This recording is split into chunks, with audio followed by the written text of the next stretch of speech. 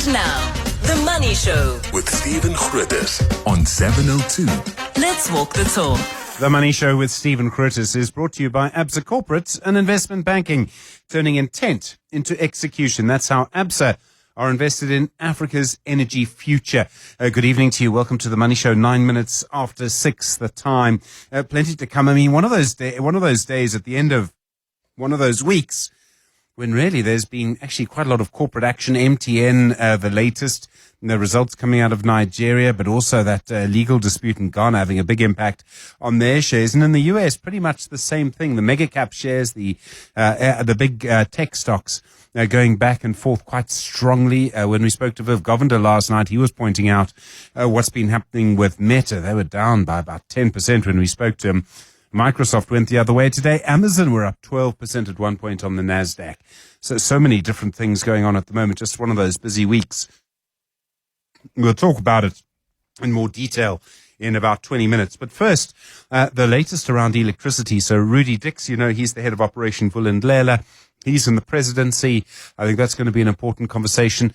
Stuff coming out of the restructuring task team as well, to do with the electricity and Eskom today, and we'll ask him about that. The council stuff is also very important. I mean, I don't know how a group of people in the Presidency can restructure councils when we know how deep-seated the problems are and how so much of them are to do with actual politics. Big day for Seriti Green, 25 wind turbines starting today. This is in Mpumalanga, of course, around the area where coal-fired power stations have been operating for such a long time. Peter Venn is the CEO there. We'll speak to him. The president was there as well today. I think just sort of putting his sort of tick of approval on that. I thought that was important. We will talk about cigars. The first big premium cigar brand to come out of Africa, Bongani Cigars. We'll speak to their founder, Kamal Mokhaiba. I think that's going to be an important and interesting conversation in Friday File. And don't you dare forget, Friday Biz Blitz this evening. Good to hear from you today, of course, on 011 883 0702 021 446 0567 and voice notes on 072 702 1702. The Money Show With Stephen Grootes, live on 92.7 and 106 FM. Streaming on the Prime Media Plus app. and DSTV channel 856. Big developments today around Operation Vulindlela. I suppose also the Eskom restructuring too.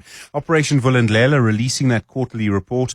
The president also endorsing the first phase of the Eskom restructuring task team. They found the restructuring is feasible, and, you know, Eskom's been accused of dragging its feet over the restructuring. They deny that. In the end, there should be an independent way of managing the transmission and trading of electricity. Rudi Dicks is the head of Operation Vulindlela in the Presidency. Rudi, good evening. I mean, electricity has been a big factor for you. The first sort of big success in a way for many people was the end of load shedding. The restructuring task team is now reported. The President's accepted the findings. How can this restructuring process be managed from now? It's a huge job. Absolutely. Good evening, Stephen, and to the listeners. It is a huge job. I mean, getting to the first phase of that report, quite a bulky report on a whole series of technical work that has been done. More importantly, it's an inclusive exercise. So it's led by the DG in the Presidency, Pindeli Baleni, and of course the DG in the National Treasury, Dr. Duncan Petersen. And it involves senior officials from Eskom, from the Department of Electricity and Energy, ourselves, of course, and other technical people that are required. The first phase, as you've set out in your intro, is quite an important part of saying, yes, it is feasible. It looked at a number of other areas. The second phase is going to be quite critical. It's where we got to get into the details of the process and developing a clear implementation plan that takes us to the logical conclusion of actually unbundling Eskom. There are some quite difficult problems. One of them, I presume, is municipal debt, which is, last time I checked, about 100 billion rand. That's correct. I mean, that's a critical thing, and I think in the conversations that we've had during the ERTT convening, this has come to a fore. I mean, of course, you can't not resolve the municipal debt and the electricity distribution industry reform, and this is now put front and center as part of the conversation. And I think that's an important part of the work that we've got to continue to do. So in the next few months, we'll be looking at how we deal with a whole series of different things. It's not only about the debt, Stephen. That's an important part. It's actually about the reform of the distribution sector so that it can become financially sustainable, that it can deliver on its licensing requirements, and ultimately it has a professional utility services, as we say in the reform program, as we've identified in the reform program under OV. How long do you think it's all going to take? I mean, is Eskom a year from now going to look radically different, or are we looking more at 5 years? Well, I mean, I think we have to work on that details. Ultimately, the next 3 months are going to be the details of working on the implementation plan.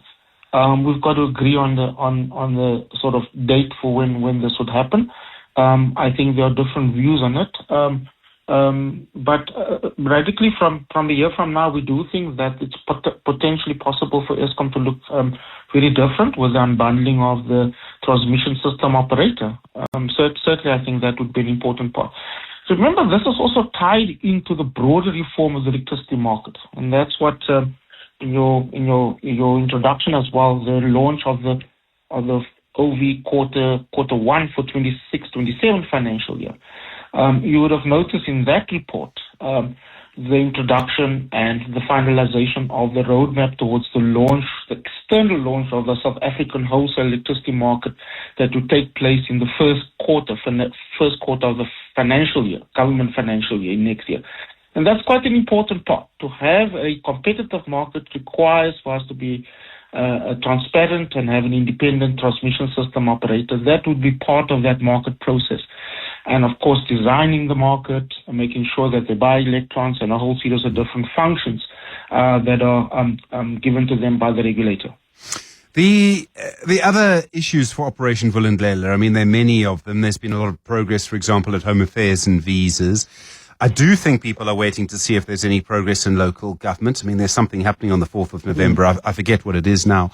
How do you think that process is going? I mean, it's a tough nut to crack. There's so many issues and so many, it's hopelessly politicized in some ways. Yeah. Timing also doesn't work, right? I will help at least to some extent, so lots of pressure to try and do a lot of the things before that date that both of us don't know what happens on the 4th of November. But I think it's important that we've got to stay the course. The reform is part of the long-term institutional reform, and that starts off with the local government white paper, and I think that's quite an important milestone that we've reported on. That has gone out for public comment. Comment period has completed. We now take that local government white paper, integrate the comments, adopt it through cabinet. And then, of course, the most important part is how do we affect some of those changes in the legislative or regulatory environment? So that's quite an important part of us to make those pertinent changes. For us, the core of it would be, for example, the financial sustainability of municipalities. The second, which is front and center, is the metro trading service reform, or the ring fencing of the two utility functions, which is water and electricity. And then the third aspect for us is, of course, elements relating to the structure of municipalities, from a two-tier system to a single-tier system. Professionalization is also important. The distinction between political office bearers and the elected term of office, distinguish that from the bureaucracy, the people that are required to be there permanently to ensure that local government services continue to be delivered, irrespective of who is elected.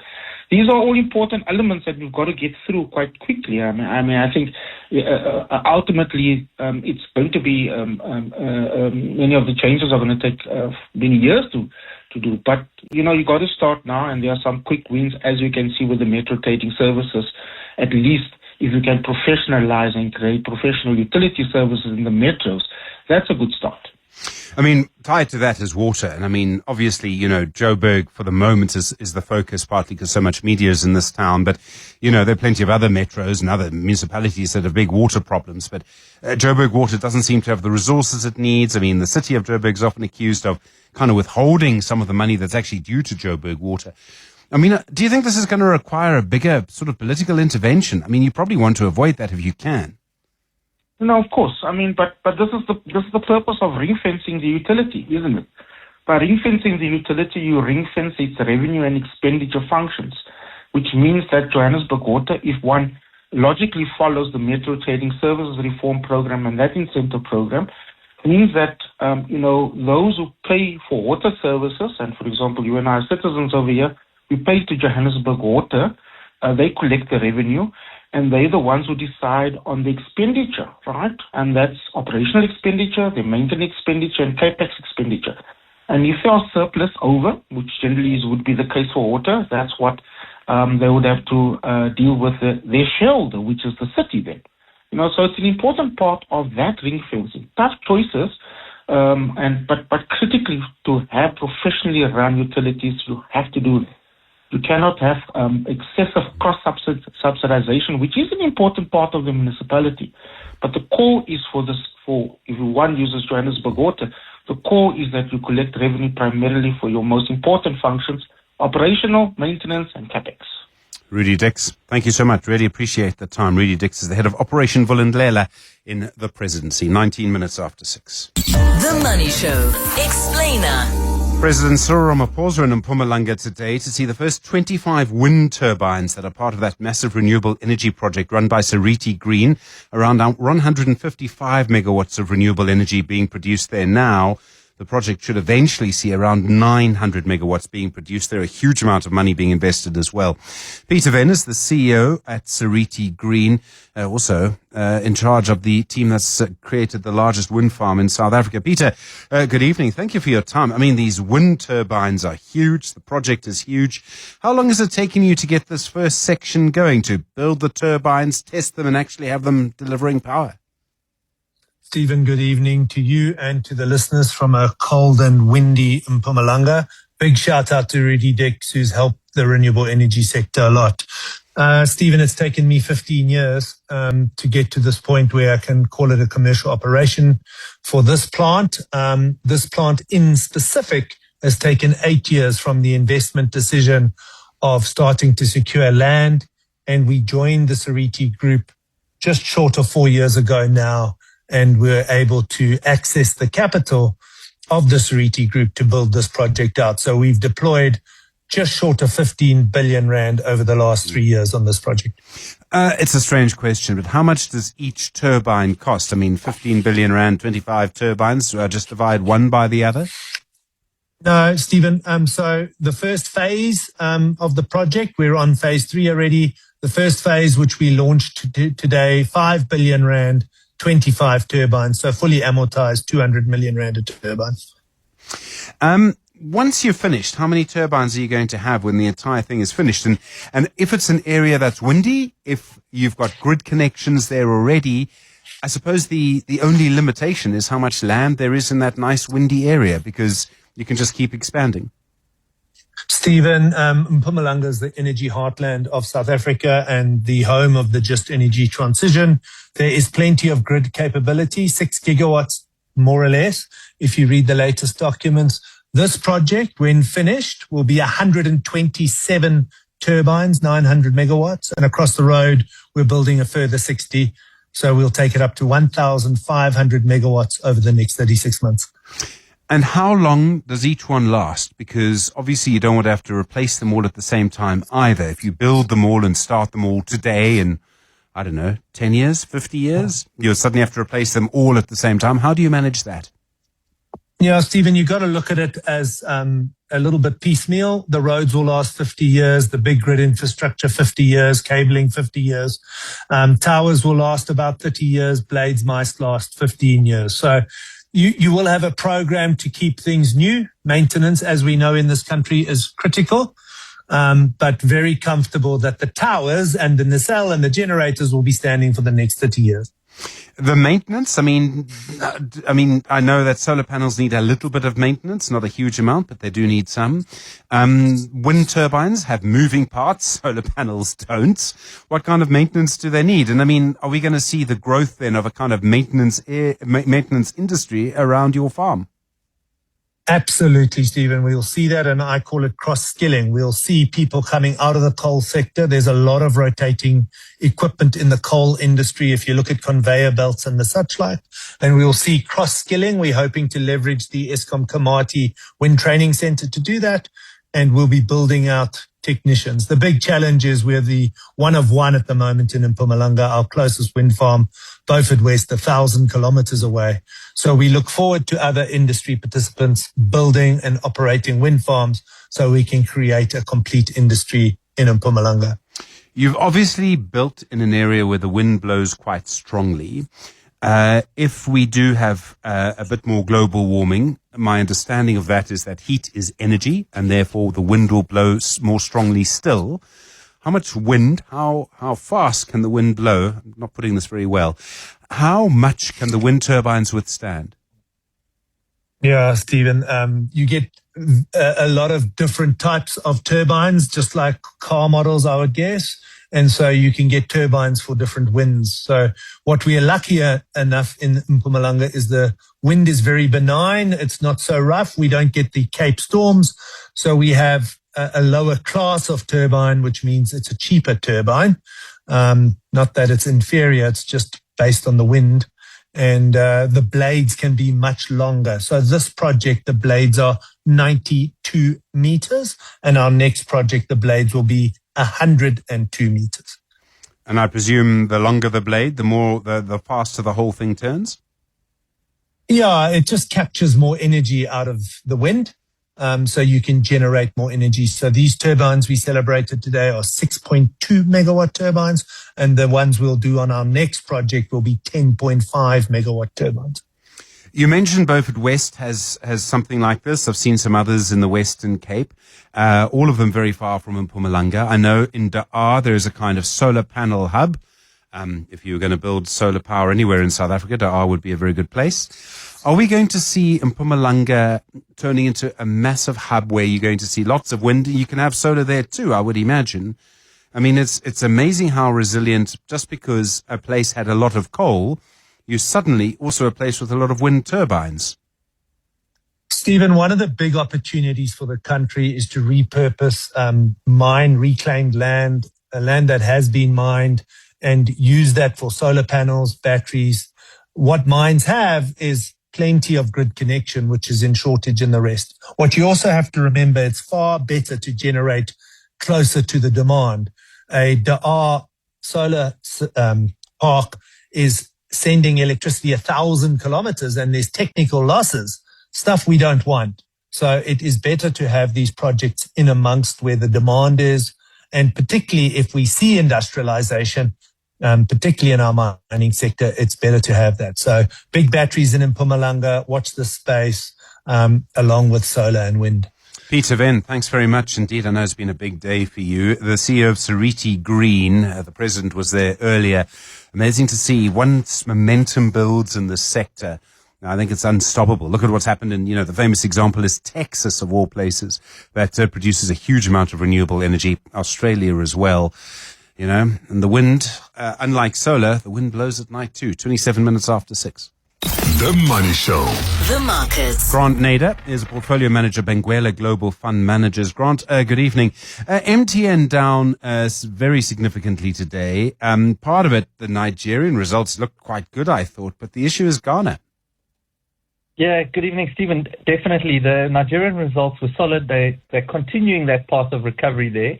But Ghana, there's a court case that's been lodged against MTN, and the guys are claiming MTN has taken IP, they've taken a strategy around this mobile money that they launched in 2007. So now you've got 20 years of history in this business. MTN's got 21 million users, I think, in Momo. And, of course, they have that product across the continent, not just in Ghana. So you don't really know how much substance is in the claims. It's not evident yet. It's almost like that please call me moment for Vodacom, but this is going to be a lot bigger. This generates about over $500 million, so 7-8 billion rand of revenue. It's potentially significant, and if there's some substance to the claims, I would say obviously some shareholders are worried, and you saw that in the price action. The real question is, what is the legality around this thing, and what is the rule of law? It's not the same. In South Africa is known for a strong rule of law enforcement. You don't always know what you're going to get in other countries around the continent. So there's some concern there as well. I mean, Ghana's also trying to take control of the Tarkwa mine, which is owned by Gold Fields.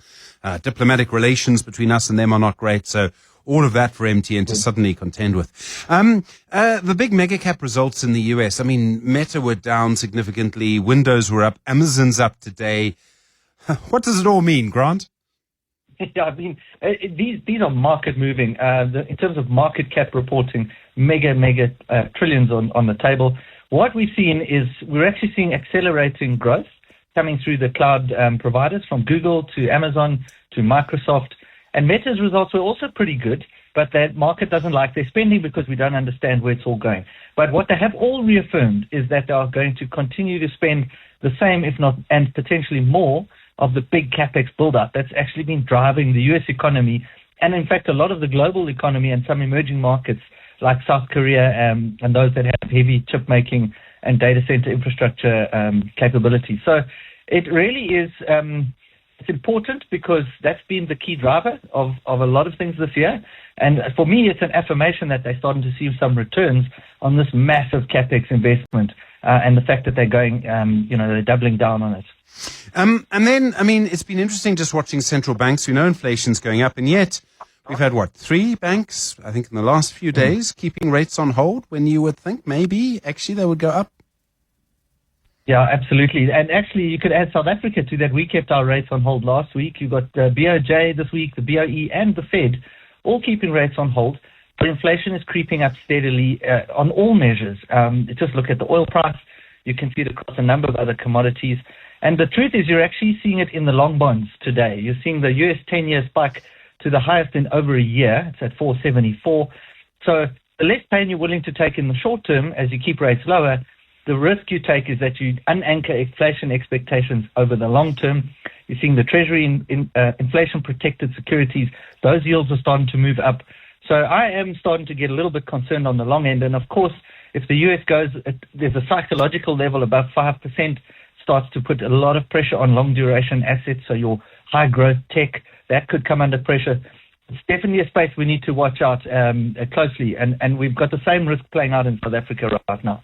Grant Nader, thanks very much indeed. Portfolio Manager, Benguela Global Fund Managers. Really appreciate it. Just after 6:30. WhatsApp Stephen on 072 702 1702. It's 22 minutes to 7. You have to hand it to the Reserve Bank and the Governor, Lesetja Kganyago. When they've decided they're wary of something, they're going to stay wary of something, cautious about it, until the facts really change. And the Reserve Bank saying today they had their annual general meeting, essentially saying, look, they are still going to be quite careful about crypto assets. And frankly, and I can understand the frustration of the people who have maybe made some money out of crypto, who are very much into that.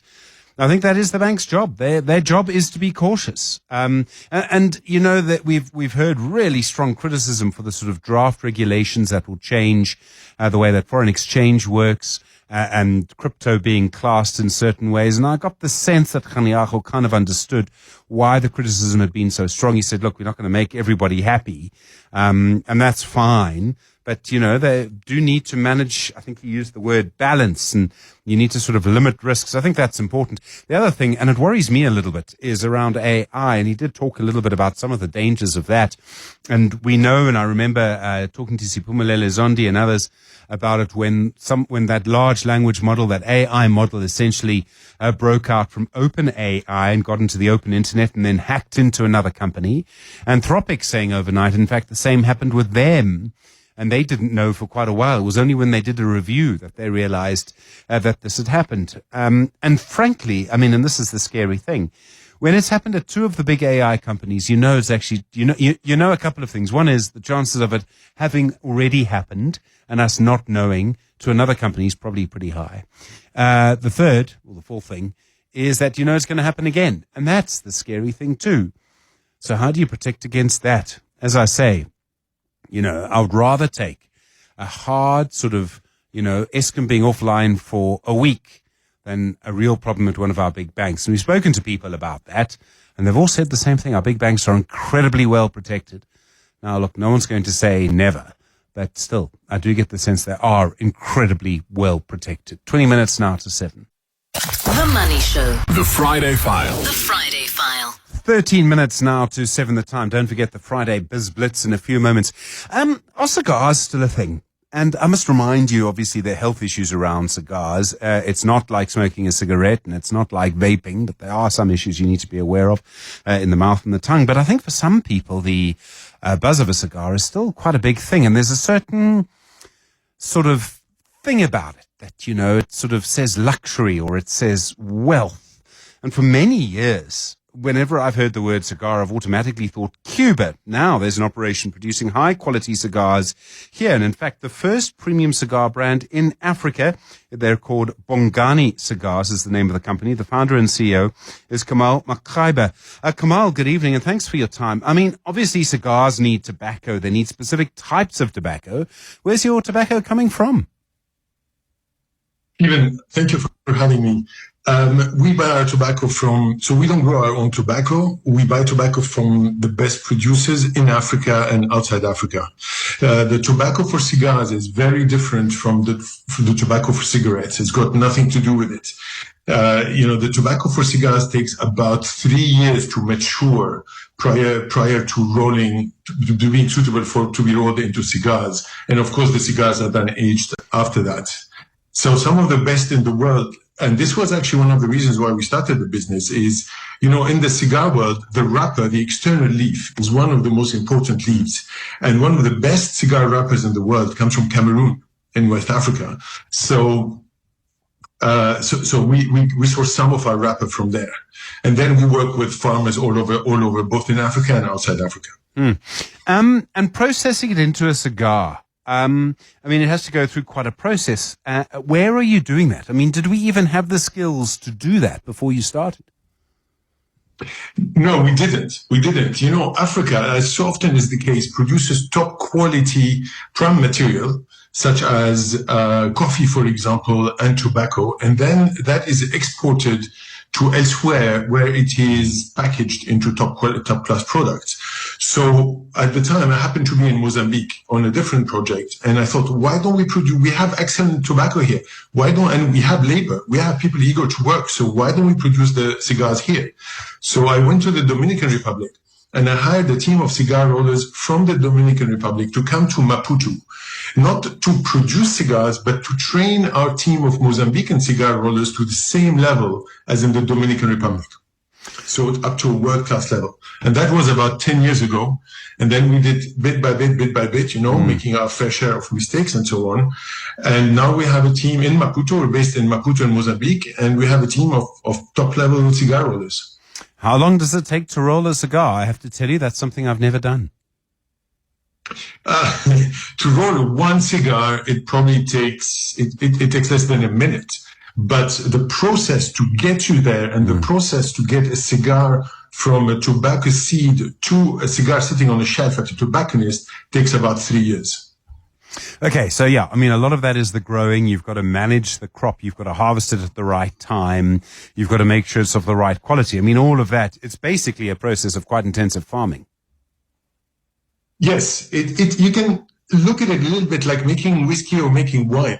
So in a cigar, there's about 5 different varieties of tobacco in it.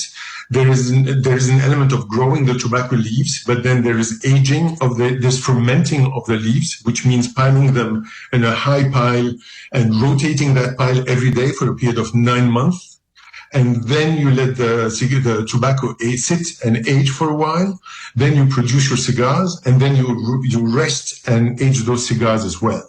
And it makes a huge difference, by the way. If you smoke a cigar that is too young, you feel it immediately. So you have to give it time to mature, and for all these aromas to mature and come out. So, when I speak to people who drink wine, they'll have all sorts of phrases to describe the drink. They'll talk about vanilla notes or the hint of chocolate and stuff. And sometimes I try not to laugh at it. Sometimes I can take it seriously. The difference between the cigars you're making that come from here, the way the leaf comes from here, and other cigars, is there anything that makes ours sort of stand out? Yes, our cigars do stand out, but not only because they're African. Our cigars tend to be medium plus in terms of strength, and very well and very easy and agreeable to smoke. If you compare them, for example, with the elephant in the room, which is the Cuban cigars, which, by the way, are becoming extremely rare and extremely expensive. But those ones are very hard to smoke, and they tend to be constructed for hardened smokers. I mean, when I smoke a Cuban cigar, I walk away with a chest pain and a headache because it's really for hardened smokers. Our cigars are more agreeable to smoke. And of course, you don't inhale the smoke, and you don't inhale cigars, and they're pretty agreeable to smoke. Now, just like in wine and whiskey, everyone will find their own story. They will find their own tastes. Does it have hints of this or hints of that? It's the same as in wine. You might find it, believable or not. At the end of the day, for us, it's about the experience, and it's about projecting an African image all over the world. We sell in about 12 countries. The one thing we insist on all the time, we don't really dwell too much on tastes and tasting notes and all of that, but rather we stress our African identity.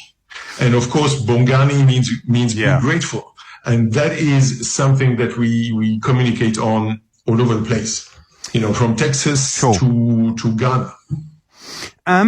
Your target market, Kamal, is it just men?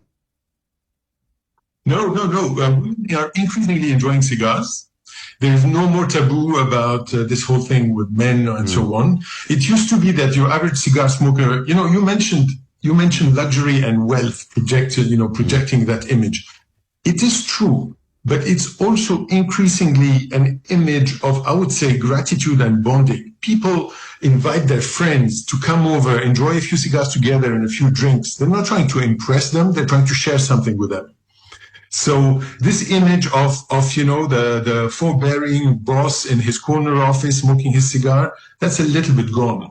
And as you say, women, for example, lots of them enjoy cigars. Sometimes they enjoy maybe slightly shorter ones or thinner ones, but not necessarily. And by and large, by the way, women have very good palates. So they increasingly, I think they represent about 10-15% of cigar smokers now. Sure. Kamal, thank you very much indeed. Really appreciate it. Kamal Mokgaiba is the founder and CEO at Bongani Cigars. And obviously, lots of people enjoy cigars. Just remember, there is a health aspect to it as well. 6 minutes now to 7. Stephen Grootes Taking your calls on 011-883-0702. Time for the Friday Biz Blitz on The Money Show. You know how it works. We put out a question. You call us on 011-883-0702, 021-446-0567. If you get it right, we move on to the next question. If you get it wrong, we move on to the next caller. First question, the easiest one of the lot, I thought. You heard a big conversation, lots of anger about this on The Money Show this week. Which sandwich spread, something you tend to put on bread, is facing higher import duties when it's imported into South Africa? Which sandwich spread is facing higher import duties when it comes into South Africa? I'll give you a hint. The Trade Commissioner, I think, is going to tell his mother this weekend what he's done as a result. Which sandwich spread is facing higher import duties? 011-883-0702, 021-446-0567. The Money Show with Stephen Grootes is brought to you by Absa Corporate and Investment Banking, turning intent into execution. That's how Absa are invested in Africa's energy future. The Money Show, Friday Biz Blitz. First question on the Friday Biz Blitz. Which sandwich spread is facing higher import duties when it's brought into South Africa? 011-883-0702, 021-446-0567. Let's start with Lebo in Krugersdorp. Lebo, hi. Hi, how are you? I'm well, Lebo. Go for it. It's peanut butter. It is peanut butter, Lebo. Do you prefer smooth or crunchy? Crunchy. That is the right answer, too. Okay. There we go. Right. Okay. Next question. So Cabinet is changing the rules around driver's licenses. How long will you now be able to keep your driver's license for before you have to renew it? What will the new period be? It will be 10 years. Oh, Lebo. It will indeed be 10 years. Okay, here we go. Next question. Which very rich American person started and run a girls' school in South Africa and is now handing it over to the Gauteng Education Department? Is it Oprah? Is it Oprah? Should we look around? Do you know her surname, Lebo? Winfrey? Lebo, of course, it's Oprah Winfrey. You're on a roll here today. Okay, yes, Oprah Winfrey, handing over the Oprah Winfrey Leadership Academy for Girls. Okay, every week we try and have a tough question, and I think it's this one. So test if you've been listening. Okay, here we go. When Transnet was launched, who arranged its first launch party?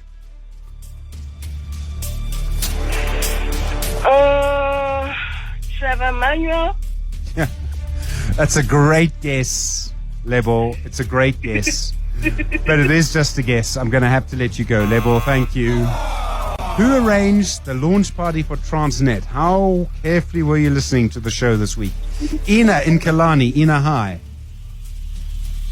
I'm sorry. You don't know. All right, Ina, I'll give you a clue. He was our shapeshifter this week on Wednesday, and he really likes trains. Sorry. Oh, Ina.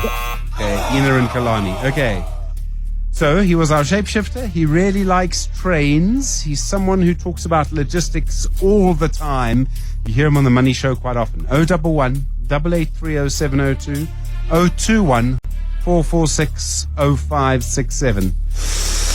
Looks like I might just have to put the answer out there. I'm looking around. Let's see. 011 8830702 021. Anyone else? 446 0567.